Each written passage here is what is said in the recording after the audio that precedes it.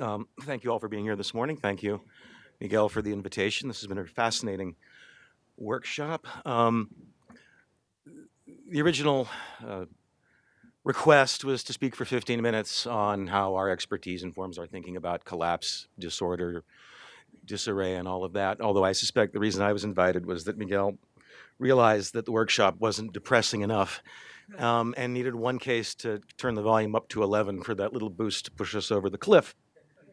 And if any case is going to push us over the cliff, it's probably this one.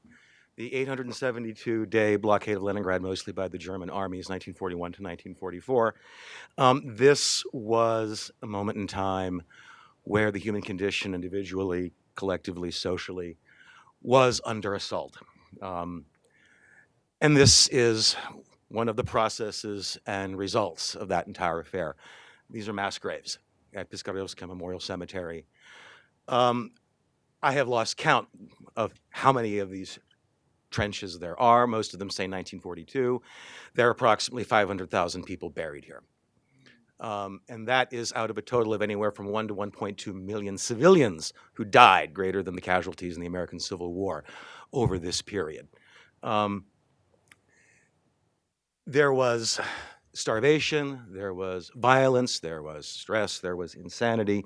Those who did not end up here might end up in a situation like this, where they're facing the effects of violence, German bombs and shells, alternatively being murdered, being robbed, in everyday survival.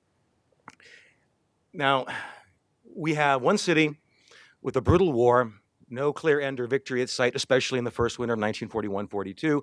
Lots of uncertainty, institutional strain, extreme food scarcity, cold winter, not necessarily a competent elite or at least levels down in the state apparatus. Creating what was truly one big prisoner's dilemma on multiple levels. But was this 1917 Petrograd? One equilibrium of the prisoner's dilemma where order begins to unravel in the capital and then spreads throughout the Russian Empire? Or is this Leningrad, 1941-42, the blockade, which starts to move towards the other equilibrium where there's this fine balance between decay and resilience, sometimes some degree of both at multiple levels? What's going on in this particular case? There we go. The key to a lot of this is food.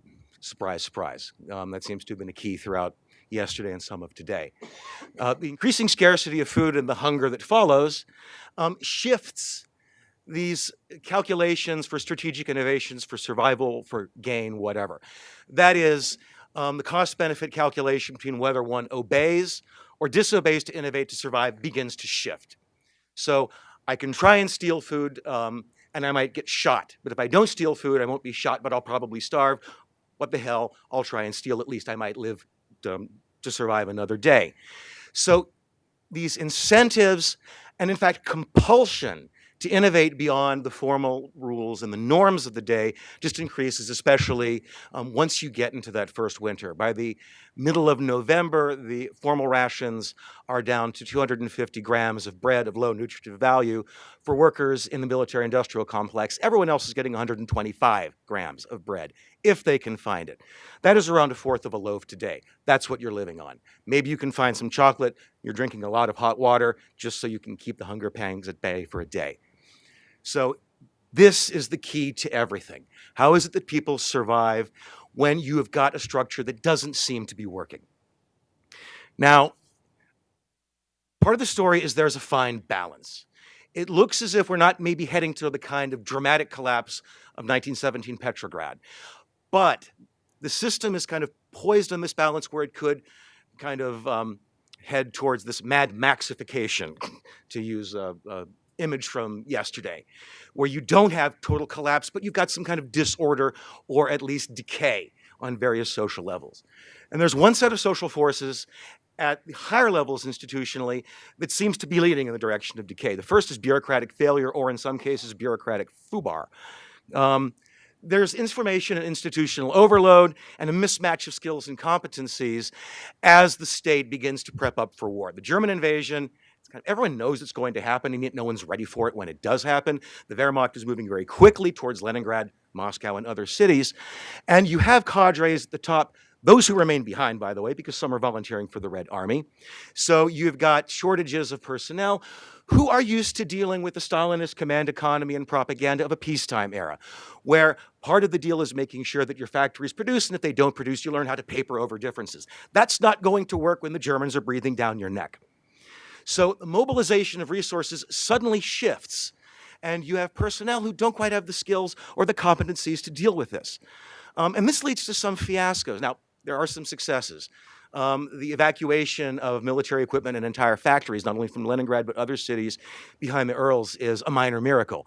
The evacuation of people is a different story, however. The initial evacuation, July of 1941, is children, kind of following the example of what happened in Britain during the Blitz. And what happens is families do let their children go so that the party and state officials can take them to the southwest towards the advancing German army, which leads mothers to then get on the trains that are already clogged and bring their children back. Evacuations fail miserably, so that there are more than 3 million people inside the blockade ring on September 8th when the Germans close in. So at the top cadres who don't have the competencies, don't have the skills, even in the NKVD, people are being moved around and aren't entirely sure what they should be doing inside the apparatus. At the same time, we've got these kind of part one and part two, institutional compromise. The interesting thing about the command economy is it's centralized and hierarchical. It's designed for quick mobilization from above. It's almost designed for war. This idea that commands can be given through ministries, and then you can shift production, you can shift the distribution of resources. But the problem then becomes that if there are cadres who are at these nodes controlling resources, there's now the temptation to misuse them. In other words, a structure that could create effective control of resources also creates the opportunities to misuse these, opportunism with guile, to use Oliver Williamson's phrase. So you will have depot managers and their accountants and drivers who have access to food come November, December of 1941 into January, who now have an opportunity to take food, cover it over with the accountants can play all kinds of games, and then start to sell this stuff in point three, competing nodes of dependency, shadow markets within Leningrad. Or perhaps less than shadow markets, these former farmers' bazaars, known as the Rynek system, where Leningrad civilians would go in desperation to trade whatever they possibly had in order to survive. These ration levels, 250 or 125 grams of bread, if they were even bakeries, is not enough to survive. So civilians are taking books, if they have them, paintings if they're intelligentsia, gold watches, whatever they can get their hands on to sell to people who are stealing food from the state. This is reducing the state's dependency power, and it's starting to erode, starting this decay of institutional coherence within the state. And the folks above in Smolny, the headquarters for the military council, know this is going on. So it seems we have the beginnings of institutional decay. This does not look very good. However, things do manage to hold on by their fingertips. And the first is that there is some degree of coherence, will, resilience amongst the elite in Smolny. Andrei Zhdanov, who is the number one in Leningrad, is for the most part particularly worthless in the situation, but his number two, Alexei Kuznetsov, who will be shot in the Leningrad affair several years later, he and a small cohort at the top actually have quite a bit of energy and dedication to the cause. They are reading every communique that is coming from every level of government. They are signing as much as they possibly can. And Kuznetsov is using carrots and sticks, threatens to shoot people, whatever he can to hold the top of the apparatus together. So there's enough coherence at the top that things don't entirely fall apart. There's enough cohesion, enough coercion, and just enough capital to keep the state going.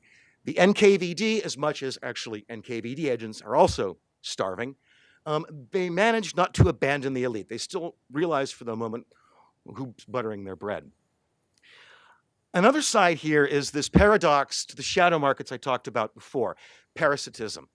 That is, these folks who are stealing bread from depots, from stores, selling it on the black market, actually need the state to get hold of that food. They're not ready to abandon the state just yet because it's actually useful. Now, just as an aside, this is kind of the opposite of what will happen under Gorbachev. you get this kind of parasitism into the 70s and the 80s, and eventually Gorbachev will say, well, why don't you guys actually turn this into legal entrepreneurship? Managers will say, oh, that's great. And the state really will start to collapse at that point. You don't have that kind of liberalization, so your insider entrepreneurs actually reproduce the state structure as they're stealing from it, maintaining at least some degree of symbolic, if not institutional, coherence. So overall, for the top, hierarchy and centralization creates the risks of institutional overload, bureaucratic failure. Structures and incentives can create opportunism. But what we get is this disaggregation to a slightly lower level where there's enough of an equilibrium of resilience without surrendering all coherence. That is a devolution to a more flexible system, as it were, that can cope with stresses and strains. This kind of reminds me of James Q. Wilson's discussion of the French versus German armies at the beginning of World War II. The German army was actually designed to be more flexible, and that gave it an important strategic advantage over the French army. Note that none of this was, by the way, a desired strategic decision. The folks in Smolny, the folks running the show, did not want to devolve any power, but they were faced with this decay and eventually started to kind of wink at it and let it be. Now, this is at the top. We could still have this Mad Maxification, maybe I should use that term somewhere, of lower levels of order. For example, families, communities, friends. And the story on balance is one of contested cooperation. I don't want to oversell that everything was hunky-dory amongst families and friends. There was quite a bit of tension, a lot of stress, as you would imagine. Families like to yell at each other.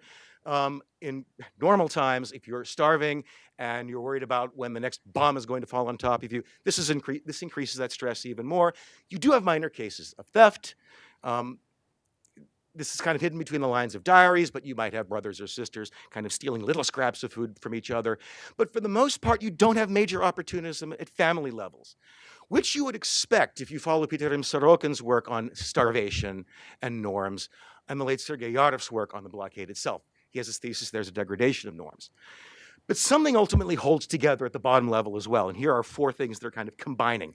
Adam Smith, we're in the economics department. Of course, we've got to bring in some economists. Adam Smith, who noted that empathy is actually quite important in holding things together. It's not simply interests that allow us to interact, but our capacity to see through other people's eyes and allows us to identify with them. Gary Becker, it's going to sound weird, but Gary Becker's definition of love is actually quite important here. M sub I loves F sub J if F sub J's well-being enters into M sub I's utility function. In other words, economists on love, that's got to fit on the Hallmark card somewhere. This idea that our individual utility is actually embedded in social relations. That Gary Becker, in a sense, undercuts the atomization of rational choice theory. Who we are is dependent upon others. And I'm going to mix Becker with Simone de Beauvoir in a second. Prospect theory, this idea that as we calculate, we're actually risk averse. And so we won't simply be risk averse vis-a-vis ourselves, but vis-a-vis these others who are incorporated in our quote unquote utility functions, which will lead to anchoring. We're anchored not only in our own interests, but we're anchored in social relations that actually become quite important. Now I got 2 minutes and 51 seconds. Let's see if I can talk even faster than I am now. One dimension that when we bring this all together, is at these lower levels, empathy, distance, and dignity actually become quite important in shifting from the Nash equilibrium of the prisoner's dilemma, where it's a war of all against all. I'm going to save myself, screw everybody else. It becomes easier to steal from faceless bureaucracies, somewhat easy to take stuff from people on the street whom you do not know. But one thing that comes across in diaries is it becomes increasingly difficult to act opportunistically vis-a-vis someone who you see up close suffering. Seeing suffering visibly, for the most part, seems to matter. In part because you've got empathy suddenly getting activated. When Leningraders are starving, they see someone else starving, they can respond to this. Along with this is also dignity. There's compelled rational action. We will do whatever we can to survive. But at some point, breaking all the rules and norms, the Leningraders ask themselves about this. What have we become? Survival isn't simply, I will do whatever it takes to survive. Maybe it's worth dying, but standing up for some degree of order, especially in the face of German atrocities. The German attack is so ferocious that all of a sudden dying with dignity becomes important. It becomes part of the survival story. So if you add this up at the bottom, as well as what Sorokin clearly saw as forces that would tear things apart, individual survival, seem to be these ordering forces as well. Where this gets particularly interesting, I'll go through this very quickly, is when the sense of self gets involved with the sense of some kind of other. Now, Simone de Beauvoir, in talking about gender, noted that women in interpatriarchal communities are constructed in terms of the other. Woman exists to fulfill the needs of the other. She's reflected through the other. Let's add this with Gary Becker's hallmark definition of love, and what you get, and risk aversion, prospect theory, Daniel Kahneman, you get this risk-averse behavior vis-a-vis close significant other entities, especially children are big in this, who become part of my sense of self. We see this especially, this is fascinating, who wants to read it, I published a piece on this, about women. Women before the war, they have to deal with lower level jobs, and they are especially, as is the case in the US, they have to deal with the second shift. Find food, use it while the husband goes and does whatever. Now, this is certainly inequality during the peacetime era, but man, that second shift becomes an incredibly important set of survival skills when there's no food to be found. Women not only are in factories, because a lot of men are at the front, they also have the skills to save the city, to save mates, to save children, etc. But at the same time, what's fascinating about diaries is they see this as a duty. This is what it means to be a woman. This is what it means to be a mother, to be a wife. This sense of other is implanted in this kind of gendered habitus. I knew I had to bring Bourdieu in here somehow. But mothers become linked to children. Children are linked to teachers. What happens is there are these core sets of relations. I'm really going to go by this. This is about 5 chapters in a book.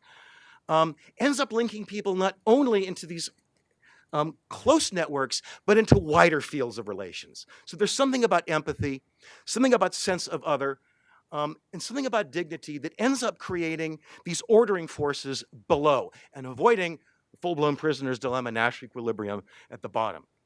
So just as for higher level order, there might be some kind of primordial equilibrium grounded in empathy, distance, and anchoring, and with empathy and risk aversion, it seems that we are creatures of order. So, overall thoughts: disaggregation from bureaucratic failure leads to lower equilibrium. It seems to be flexible, maybe not quite robust, but flexible enough to cope inadvertently, accidentally, with disaster. But centrifugal forces of opportunism can also become centripetal at the same time, and the question is how they balance.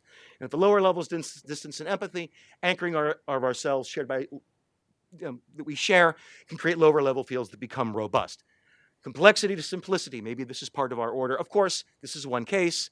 How generalizable can any of this possibly be? And in fact, there's a danger in generalizing from one case, which is an incredible temptation, so I'm going to try it anyhow with entirely entertainingly wild speculation.